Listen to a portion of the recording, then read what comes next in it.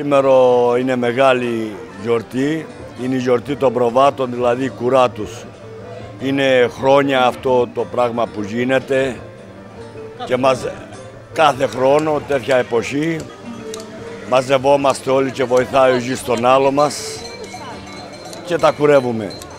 Σήμερα έτυχε την κουρά, την κάνουμε εδώ στο φίλου μας του Αντώνη το μαγαζί και μαζευτήκαμε φίλοι, γνωστοί όλοι να κουρέψουμε τα πρόβατα.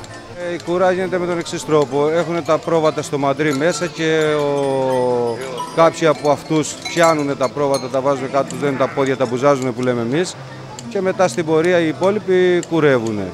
Κατόπιν βέβαια περνούν και οι κοπελιές να πάνε το κέρασμα, τη ρακή, το σκοτάκι που σφάξαν τα ζώα τέλος πάντων για να κάνουν αντικριστό ή ό,τι άλλο μεζέ έχουν φτιάξει να πιούν μια ρακή μέχρι την ώρα που δουλεύουν, ας πούμε. Η ιδέα της εκδήλωσης μου ήρθε ότι έχουν σταματήσει πια να γίνονται κουρές, δηλαδή εγώ παλιότερα με φωνάζαν να πάω σε κουρές και να πάμε να κουρέψουμε τα πρόβατα, να διασκεδάσουμε και ξέρω εγώ. Τώρα τελευταία κάπου το έχω χάσει αυτό και το σκεφτόμουν, λέω δεν κάνω μια γιορτή κουράς στο Δρυμό, να έρθει ο κόσμος να δει πώς είναι οι κουρές και πώς επειδή υπάρχουν και παιδιά που δεν έχουν δει κουρές ή τα δικά μας ακόμα και έτσι ξεκίνησα την ιδέα της κουράς.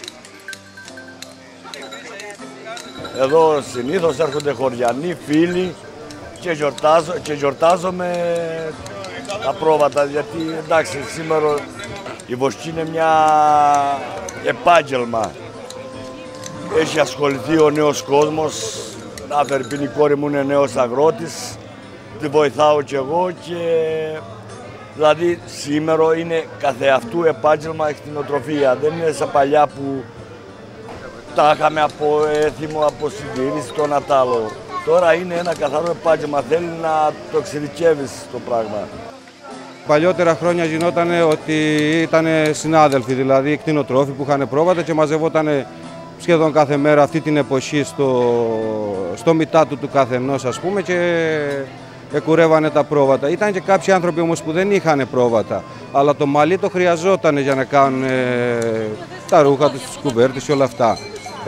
Αυτοί λοιπόν πηγαίνανε, παρακαλούσαν να τους καλάνε σε κουρές για να μπορούν να πάρουν το μαλλί τους. Δίνανε από ένα πρόβατο ή από δύο μαλλιά, ας πούμε, το οποίο το ονομάζανε και τον μπογκάρι. Και τον μπογκάρι και το παίρνανε μαζί τους και κάνανε και αυτοί τα ρούχα τους ή ό,τι άλλο χρειαζόταν. Μένει περίπτωση το αγοράζουν κάποιοι, πολλές φορές δεν υπάρχει διαθεσιμότητα στην αγορά στο μαλλί. Τα παλιά χρόνια βέβαια το χρησιμοποιούσαν, το θέλανε όλοι. Οι γυναίκες, ας πούμε, στα χωριά όλο τον υπόλοιπο χρόνο, τον ελεύθερο χρόνο τους τον περνούσαν να φτιάχνουν η μια στον αργαλιό, η άλλη να το ξένει το μαλλί, η άλλη να φτιάχνει πουλόβερ, τέτοια πράγματα. Κάλτσες, τσουράπια που τα λέγανε δηλαδή τότε.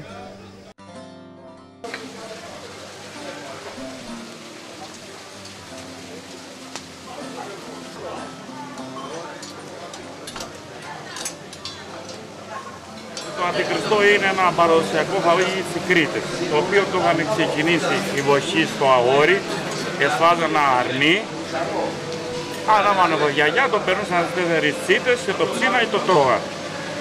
Και εδώ και το καθιερώσαν μια πάει στο Δρυμό, στην ταβέρνα. Ποιο είναι το μυστικό του? Θέλει τέχνη για να το ψήσεις, δεν ψήνεται εύκολα. Πρέπει να γαρτέσει γύρω στις 2,5 με 3 ώρες για να ψηστεί, να είναι τα κρέατα καλά, φρέσκα.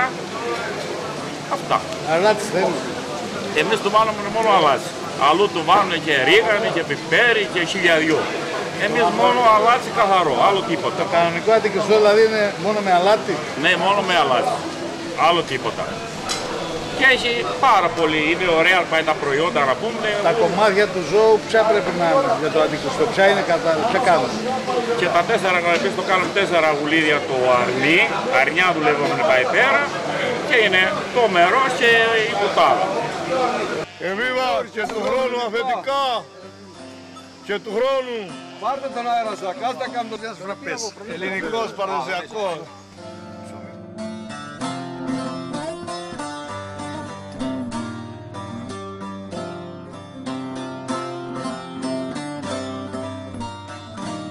Η ταβέρνα μας βρίσκεται στο χωριό Πατσός Αμαρίου.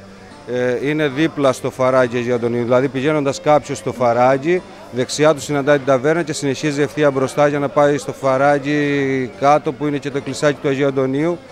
Αν θέλει κάποιος να το περάσει στο Φαράγγι, είναι περίπου 2 χιλιόμετρα. Παίρνοντας το κάποιος γρήγορα θα το πάει 1 ώρα, αν πάει σιγά σιγά μπορεί να πάει και περισσότερο. Στην ταβέρνα είναι βατό το Φαράγγι, βέβαια, εντάξει, θέλει προσοχή σε 2-3 σημεία που... η ταβέρνα τώρα είναι δεξιά κατεβαίνοντας, έχει μέσα το χώρο των τραπεζοκαθισμάτων, έχει το λαογραφικό μουσείο, τα ζώα, έχει κάτι στάβλη με ζώα, ας πούμε, έχει άλογο, γουρούνια, κατσίκες, κότες και διάφορα άλλα. Υπάρχει ένα μικρό γήπεδο στο χώρο για τα παιδιά που θέλουν να παίξουν μπάλα, ό,τι άλλο. Υπάρχει παιδική χαρά με αρκετές κούνιες κρεμασμένες στα δέντρα, τραμπάλες και διάφορα παιχνίδια, σπιτάκια, δεντρόσπιτα. Μετά έχουμε το λαχανόκηπο που έχουμε διάφορα φυτά φυτεμένα με τα μπελίτσα πάνω, να βλέπει ο κάθε επισκέπτης τι φυτό είναι. Επίσης στο χώρο υπάρχει ένα μικρό mini market, παντοπολείο όπως το λέμε εμείς. Αν θέλει κάποιος να αγοράσει λίγο μέλι, λίγο λάδι ή ό,τι άλλο μπορεί να είναι από την περιοχή.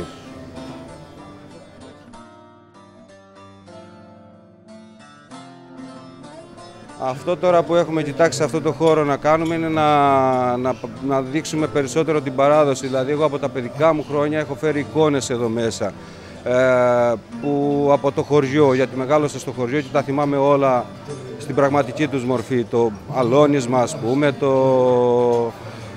τη γειτονιά που καθόταν οι γυναίκες τα βράδια και είτε τηγανίζανε πατάτες είτε κουβεντούλα, βεγγερίζανε.